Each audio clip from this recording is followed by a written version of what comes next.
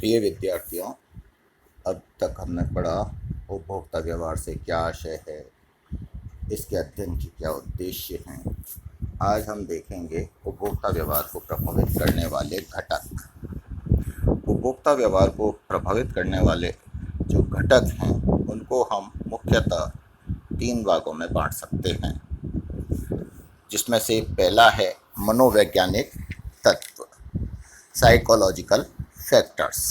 Psychological factors भी अलग अलग होते हैं, जिसमें कि हम नंबर 1 लेते हैं मूलभूत आवश्यकताएं, बेसिक नीड्स। सबसे पहले जो भी क्रेता होगा या उपभोक्ता होगा वह अपनी मूलभूत आवश्यकताओं से प्रभावित होकर ही क्रय करेगा। अगर उसकी मूलभूत आवश्यकता ही अभी असंतुष्ट हैं तो निश्चय ही पहले वह उनकी ओर अग्रसर होगा।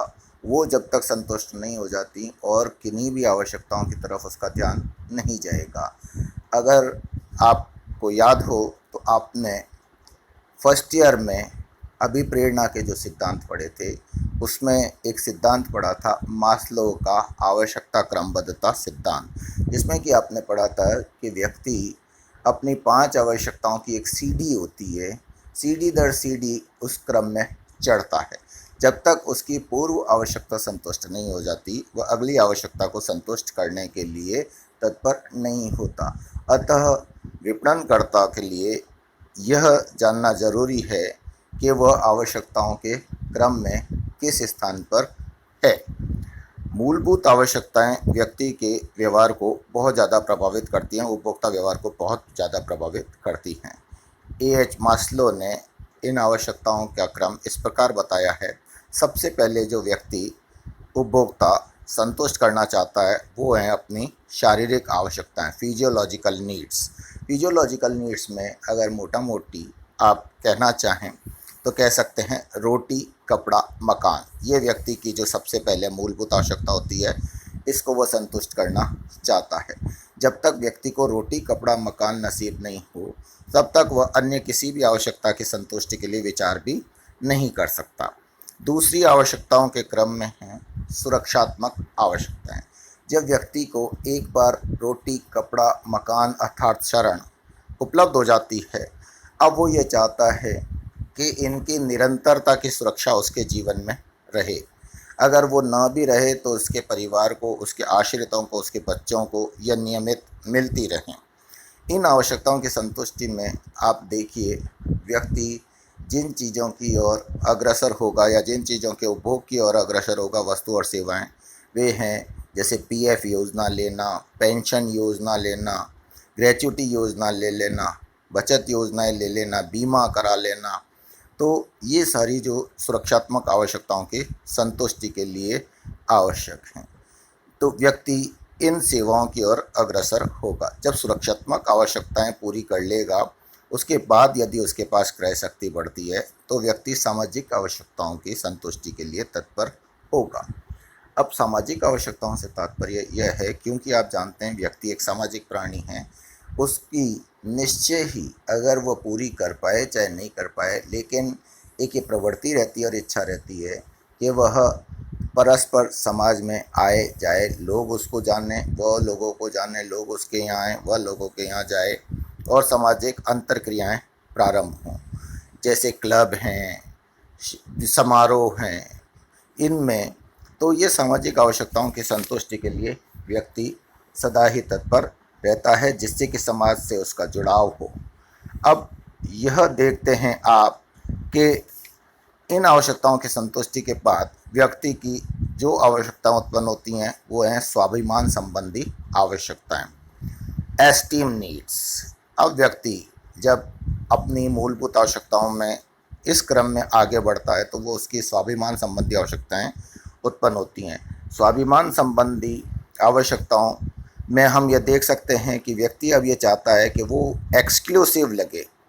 अब एक्सक्लूसिव लगने से तात्पर्य यह है कि व्यक्ति अब कार खरीदना अगर चाह रहा है तो वो चाहता है कि मैं अगर आसपास में 1-2 घरों में कार हैं तो मेरे पास कार हो और मैं गर्व महसूस कर सकूं, मैं एयर कंडीशनर लगा लूं और डिस्टिंग्विश हो जाऊं, मैं विदेश यात्रा कर लूं और डिस्टिंग्विश हो जाऊं।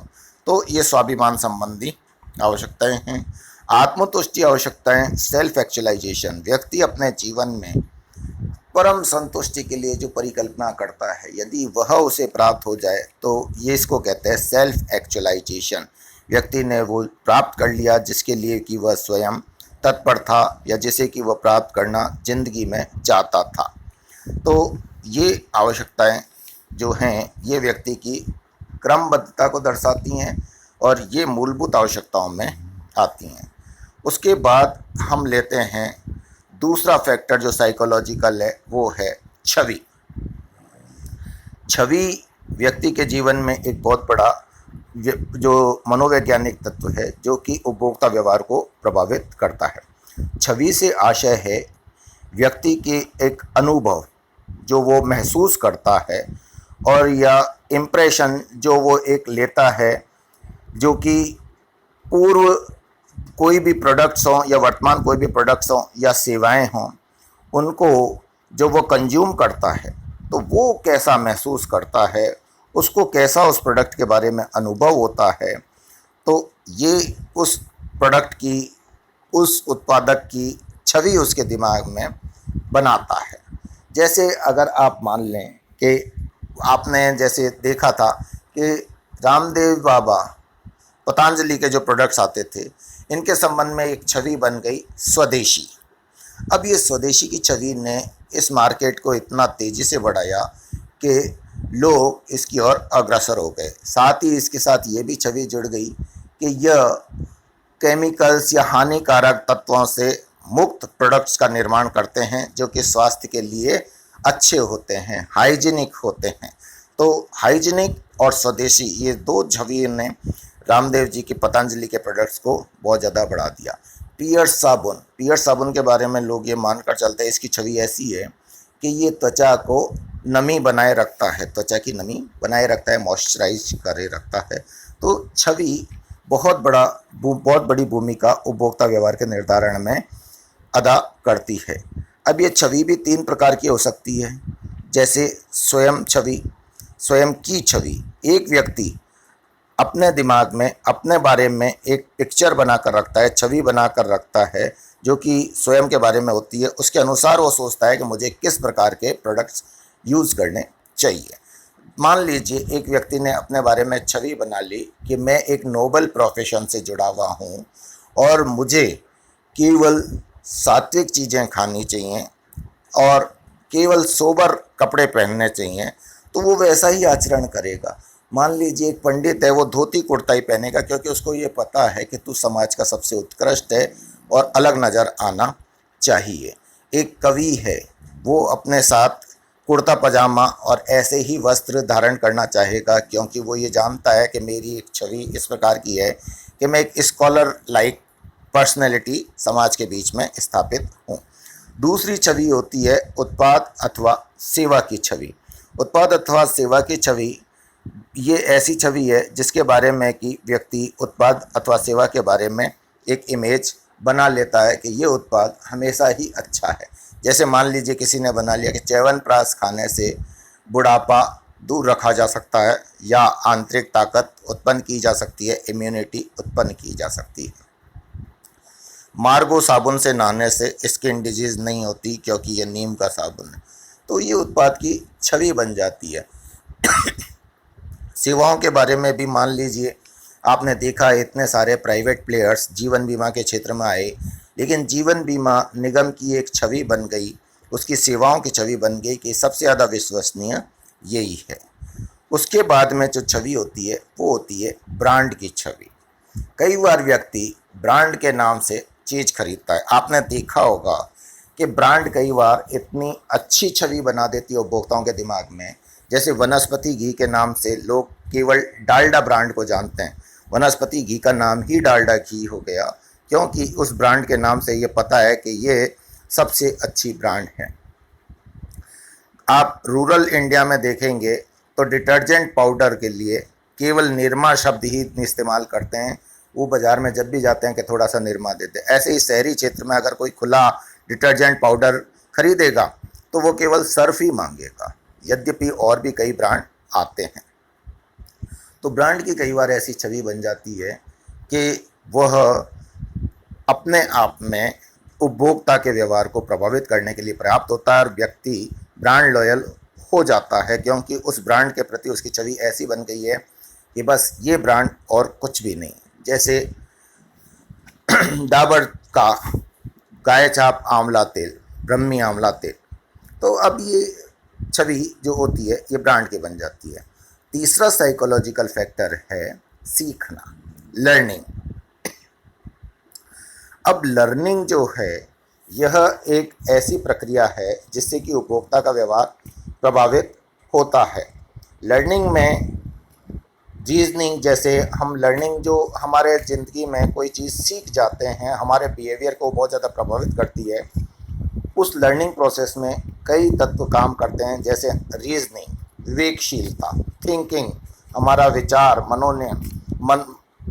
मनन, इंफॉर्मेशन प्रोसेसिंग। हम जैसे सूचनाओं का प्रसंस्करण करते हैं, विभिन्न सूचनाएं हमें प्राप्त होती हैं, हम उनका विवेचन करते हैं, उनको छानते हैं धीरे धीरे किसी एक प्रोडक्ट के बारे में। लर्निंग से हो सकता है हम एक प्रोडक्ट से दूसरे प्रोडक्ट की तरफ भी शिफ्ट कर जाए। तो लर्निंग का जो एक्सपीरियंस होता है वो एक व्यक्ति के जो क्रय व्यवहार होता है उसको बहुत ज़्यादा प्रभावित करता है। अब लर्निंग में 3 चीज़ें हैं। सबसे पहला है उत्प्रेरणा, ड्राइव। ड्राइव को हम यह कह सकते हैं कि ये एक बहुत सशक्त प्रेरक है जो कि व्यक्ति के क्रिया को प्रभावित करता है। यह एक व्यक्ति को एक पर्टिकुलर उत्पाद अथवा सेवा को क्रय करके अपनी आवश्यकता संतुष्ट करने के लिए तत्पर करता है। दूसरा है क्यू, अर्थात संकेत या प्रलोभन। संकेत या प्रलोभन, जैसे कि आप ये देखिए किसी रेस्टोरेंट जहां आप खाना खाना जाते, सपोज कीजिए आप खाना खाना चाहते हैं और गाड़ी से अपनी से हाईवे पर जा रहे हैं। एक जगह एक ढाबे पर या रेस्टोरेंट पर आपने बोर्ड देखा, गाय बछड़े का चित्र है और लिखा हुआ है शुद्ध शाकाहारी। अब ये आपके लिए एक संकेत है कि यही ढाबा आपके लिए बना है, क्योंकि आप प्योर वेजिटेरियन हैं और आप इसी की तलाश कर रहे थे। तो आप उस ढाबे की ओर सहज ही अग्रसर हो जाते हैं और वहाँ खाना खाने चले जाते हैं। तो क्यू, संकेत भी एक बहुत बड़ी जो पॉइंट है जो कि आपकी लर्निंग को डिसाइड करता है। फिर है प्रत्युत्तर। प्रत्युत्तर हम कहते हैं कि जो हमारा प्रेरणा है और संकेत है उसके प्रति हम जो क्रिया करते हैं उसी को प्रत्युत्तर कहते हैं। अब प्रत्युत्तर के आप ये उदाहरण देख सकते हैं कि हम कोई भी जो संकेत होता है या उत्प्रेरणा होती है उसके प्रति जो एक्शन करते हैं वो अलग अलग तरह से प्रभावित होता है। जैसे कि हम कोई विज्ञापन पढ़ें और विज्ञापन पढ़ने के बाद तुरंत हम तत्पर हो जाएं उस पर रिएक्ट करने के लिए, ये हमारा होगा प्रत्युत्तर। प्रत्युत्तर में कई बार हम ये देखते हैं कि जैसे मान लीजिए कोई एक एग्जीबिशन आई, बुक एग्जीबिशन, उसका विज्ञापन आपने देखा और आप कई दिन से ये सोच रहे थे कि यार ये किताब कहाँ मिलेगी, वो किताब कहाँ मिलेगी। अगर मुझे, कई बार आप ऐसा होता है कि बढ़िया किताबें पढ़ना चाहते हैं लेकिन आप जानते नहीं हैं कौन सी पढ़ें, कहाँ से उपलब्ध होंगी। तो आपको जैसे ही इस एग्जीबिशन का विज्ञापन दिखा, इसने आपके लिए बहुत बड़े ड्राइव का काम किया और आप तुरंत ही उस पुस्तक मेले में चले गए। चौथा जो मनोवैज्ञानिक फैक्टर है वह है एटीट्यूड। कई बार व्यक्ति का किसी सेवा और उत्पाद के प्रति नकारात्मक या सकारात्मक दृष्टिकोण उत्पन्न हो जाता है। अब यदि ऐसा हो जाता है तो उस दृष्टिकोण को बदलना काफ़ी चुनौतीपूर्ण कार्य विपणनकर्ता के लिए होता है। तो विपणनकर्ता को यह देखना होगा कि क्या कुछ विशिष्ट प्रकार की वस्तुओं और सेवाओं के प्रति उपभोक्ता व्यवहार उसके दृष्टिकोण से अर्थात नकारात्मक या सकारात्मक से प्रभावित हो रहा है क्या। यदि ऐसा है तो उसे बदलने के लिए काफ़ी उसको मशक्क़त करनी होगी, काफ़ी प्रयत्न करने होंगे।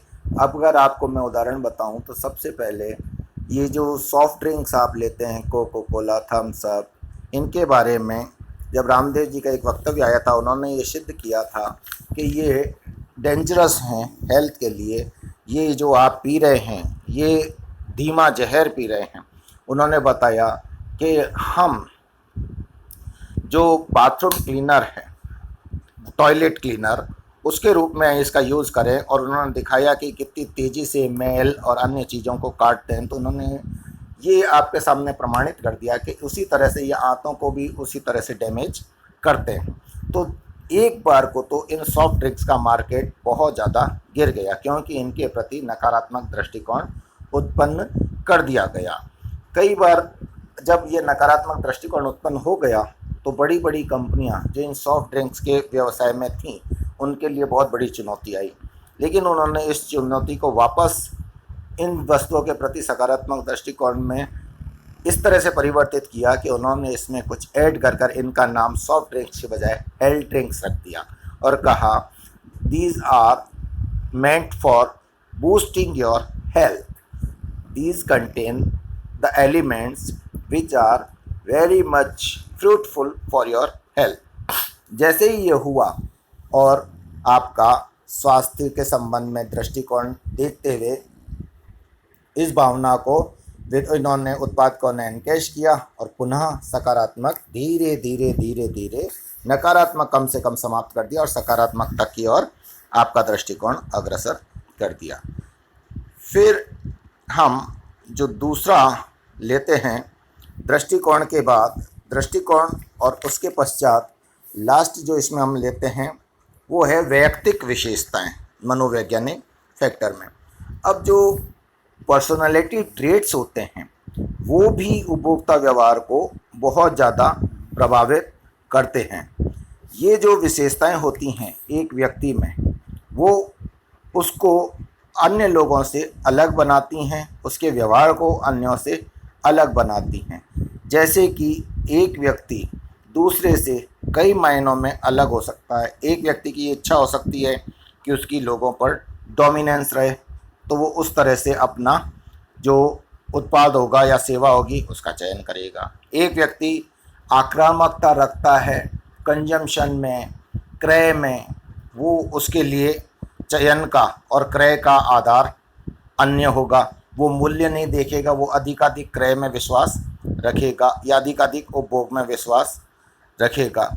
एक व्यक्ति होता है जो मैत्री भाव से खरीदता है, वो ये कि स्वयं भी उपभोग करूं, अन्यों को भी लाभान्वित करूं, तो वो व्यक्ति उस वस्तु अथवा सेवा का अधिकाधिक क्रय करेगा। एक होता है आपके जो डाइवर्सिफिकेशन, जो एडवेंचरिज्म होता है, वो भी होता है साहसिकता।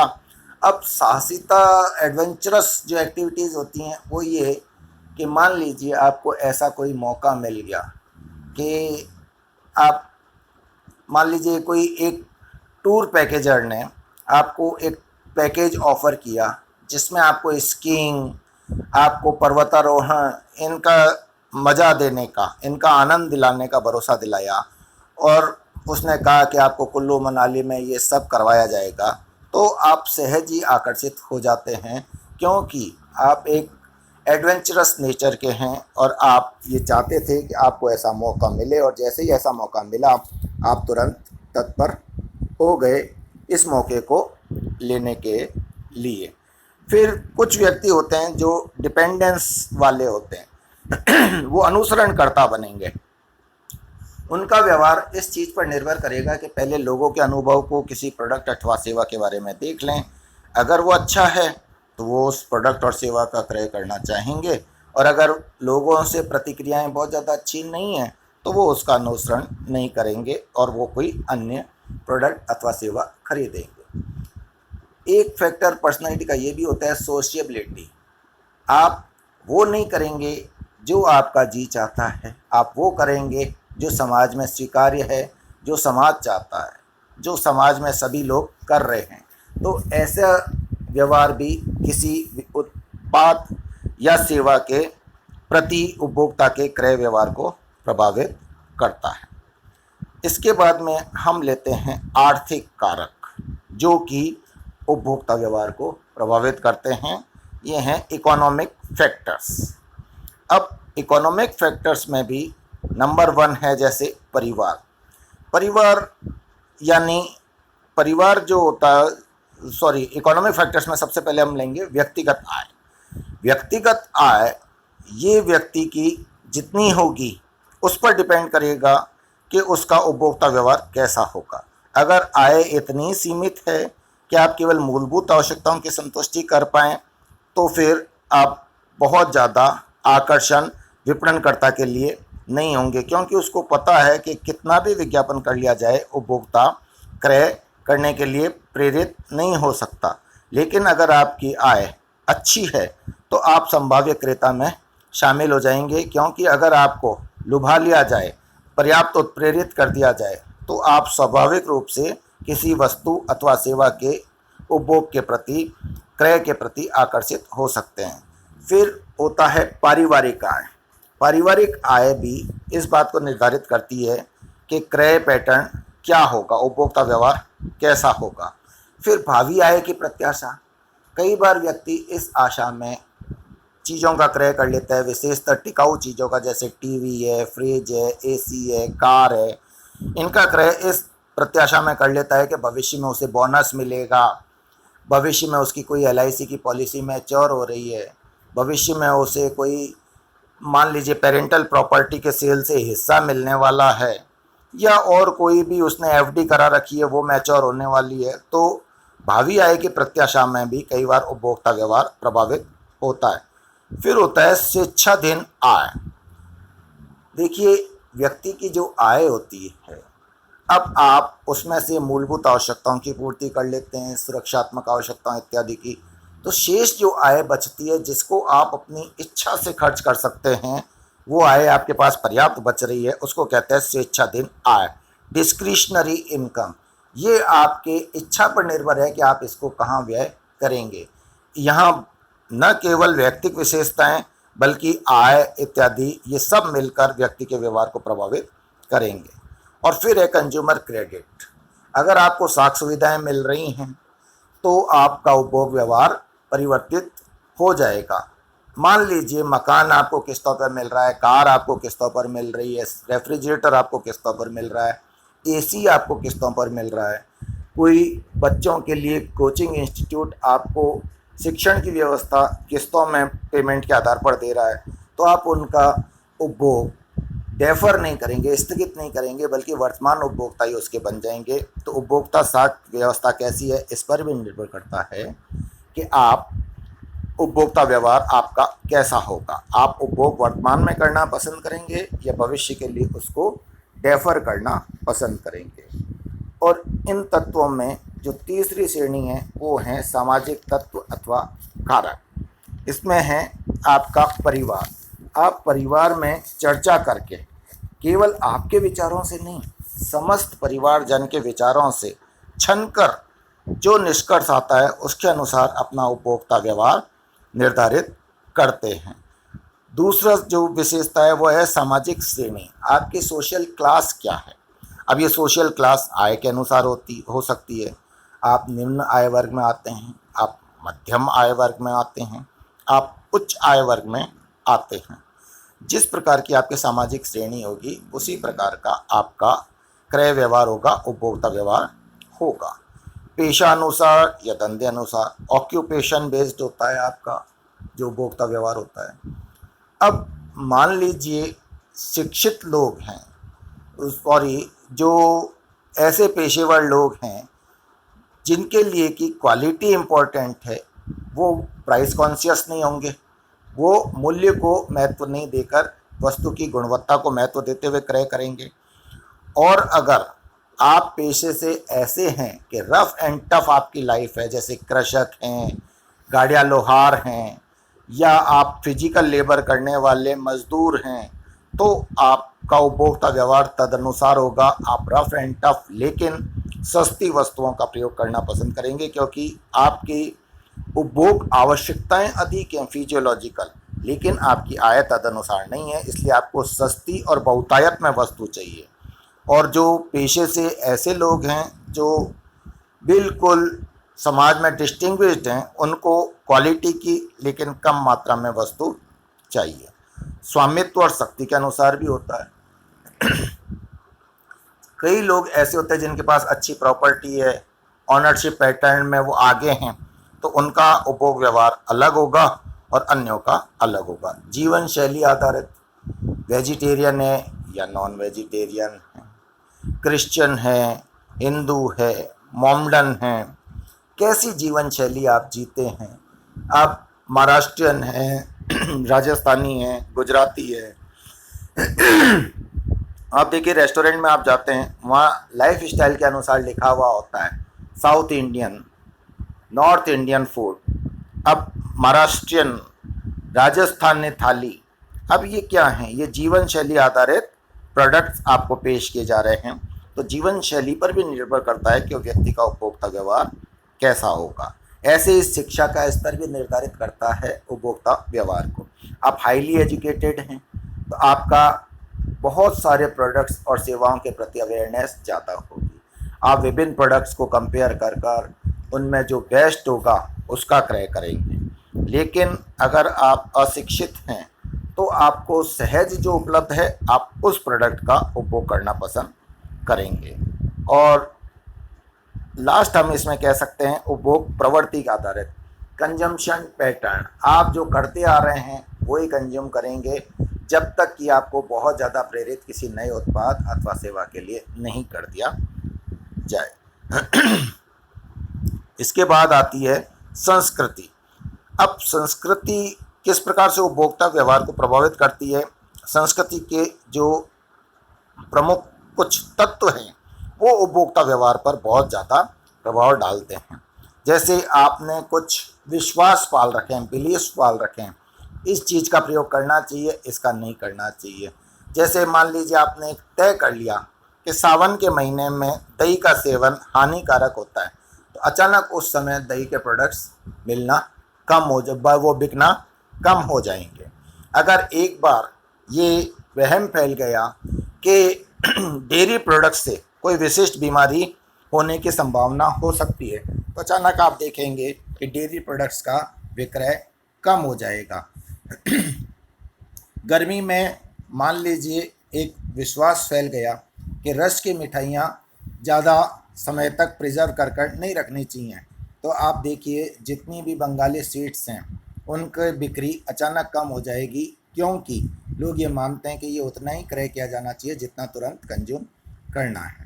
ऐसे ही मूल्य प्रणाली से यहाँ तात्पर्य है वैल्यू सिस्टम आपका क्या है।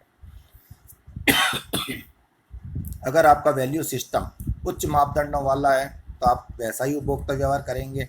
लेकिन वैल्यू सिस्टम में ऐसे कोई ज़्यादा बाध्यताएं, प्रतिबंध नहीं हैं, तो आप स्वच्छंद उपभोग करेंगे।